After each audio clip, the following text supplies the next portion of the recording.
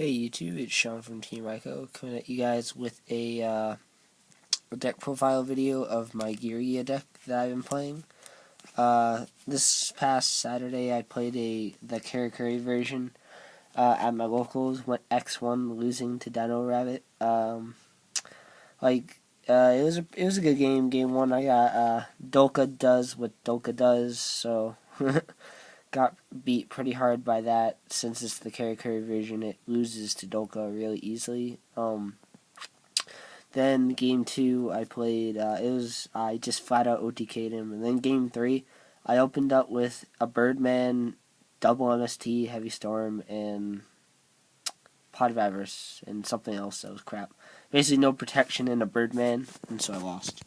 But it was a very successful day. This is the updated version of, it's the Machina version. I like this version better. I didn't play it for the tournament because I did not have a second Geargia X, but I traded for one after the tournament. So now I have it, and this build is definitely superior to the Karakuri one. And it's really good, so I just suggest you guys try it out, and let's get into the deck profile. Oh yeah, this mat that you see it on, usually you guys see me doing it on my Spellground mat, but my Spellground mat is just like, it's in another room right now, so I didn't feel like getting it. This is my Solemn Warning playmat, the custom playmat. It's for sale if you guys want it. Just PM me offers and we'll talk. But yeah, let's get into the actual video. So for the Geargia engine, we played triple armor, your Stratos, triple arsenal, your lone fire to get your Stratos, and then our wind-up shark accelerator, who has a very good effect to get himself back when he's either killed by battle or by like a card effect. So that's a very good engine right there. It basically allows you just to go into your Geargia X plays and spam rank 4s. So that's pretty much what that engine does. And then for our Machina engine, we played triple gear frame. You're another Stratos. It's really good to search off of X after you flip armor, and then you can normal summon it to get your 3 fortress. I like 3 fortress because if you don't draw like the Geargia stuff, you want to like be able to draw him in like maybe a gear frame, and then you can like just win the game. Like you can single-handedly just win the game off a fortress that you protect. So why not play 3, and then it combos well with Cannon, which is basically like your Monster Reborn for Fortress. So, and that's a Monster Reborn for a really good card. Like Fortress is pretty broken, so we want to play that. So now onto spells. We have our Pot of Avarice, because who wouldn't want to play Avarice? Then we play Limiter Removal because you want to go for those OTKs. So why not play Limiter? 2 Lance. In the Karakuri version, I didn't play Lance because honestly, because I played Trap Stuns first of all, but in this version you don't play Trap Stuns because you don't need them, because going off isn't as like important, but this is like to protect your X's from bottomlesses, or likewise with your fortress, because if they try to deprison your fortress and you Lance, they're in a really bad position because they probably need to get rid of that fortress.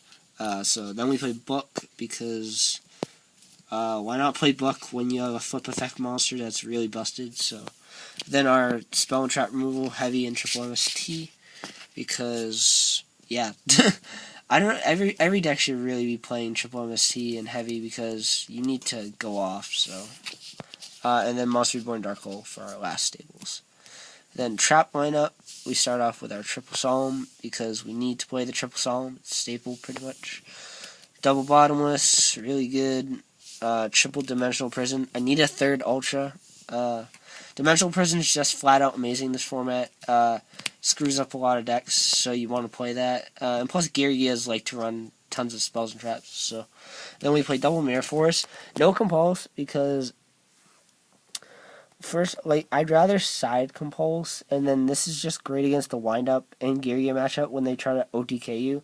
So, because they're going to try to OTK you, because they're not going to think you're going to be playing Mirror Force, because so many decks just don't play Mirror Force. They just play the D-Prisons and, like, Compulse. But you want to have that surprise factor, and you need to kill Thunder King, too, for this deck, so you have lots of outs to Thunder King, and that's one of them. So yeah, it's really good overall. I only play 2 Starlight Roads because it's really funny to like I was playing my friend, and I had this Solemn Judgment and Dimensional Prison set, and he was playing Nordics, and he had the ability to go into a Odin, so he went Heavy Storm. I Starlight Roaded. He Solemn Judgmented. I Solemn Judgmented. Got my Stardust, and then I pretty much just protected the Stardust and won from there. It was really good, and it protects you from Torrential too, which not all decks are playing, but still, you want to have that like protection for Torrential. And then extra deck, we have 2 Geargia X's because you need to play at least 2 in the Machina version because you need to keep searching that fortress. Then we play our Utopia guys, 2 Utopias and a C39. The reason why I play 2 Utopias is because I do not have a Steel Swarm Roach, nor would I play one, honestly, because it's just not very good, so I just don't want to play it. And then we play 1 Gemnite Pearl because it's a good beast stick, same with Fairy King. Then we play 1 Papal Operative because the card's retarded. Zenmeister, this card's actually pretty good, especially when you sideboard, because you side into a lot of flip effect monsters, and you play flip effect monsters in the deck, so it's really good. Maestro, Zen mains, because I had extra room. I have so much extra room. Oh yeah, I don't have a Big Eye, which I know it's really dumb, but I personally think you don't really need it that much, because the only situation where you really want to drop a Big Eye is like on a Gores, or else personally, I'd rather keep my fortress on the field than go into a Big Eye. But I just don't think I need it. If I had one, I'd probably get one and put it in here, but I probably wouldn't summon it a lot. It's not necessary. Black Rose Dragon for generic 7, Scrap Dragon, 2 Stardust for the roads, and then my friend's Earth that he left at the tournament, so I grabbed it for him so nobody would steal it. It's not in the deck, but you guys can see it anyways. Then onto the sideboard. 2. Oh yeah, that's the Spellground, but it's a different one. Different Spellground. 2 Fossil Dinos for those windups and Geargias. 2 Kinetic Soldiers because you need to kill those hero cards. 2 Snowmans, you need to side into Thunder King Hate because they're going to be siding Thunder Kings. I'm not really worried about Cyber Dragon either. That's why, I'm not worried about the mirror match at all, because that's why I don't side Cybers, play Chimera Tech, or play System Down or whatever. I'll just tell you that right now. I am not afraid of the mirror match at all, because if you play it smart in the mirror match with some side cards I have in the deck, then you should automatically win. Especially with Fossil Dino. If you set Fossil Dino at the correct time, they're going to get so boned by it. It's just ridiculous. So yeah, that's why. I just don't fear the mirror match, so I'm not gonna really side heavily for it. 3 Decrees because Chainburn and Chop Heavy decks. 3 goes a match. I think every Geargia deck plays this, so why not? Then we side 2 Torrentials because we don't main them and we need them. And then the Tech Compulse because, I don't know, I just like this card as a one-of in the side. It's pretty good. So, yeah, that's the deck, guys. Hope you enjoy. Comment, rate, subscribe, do all that stuff.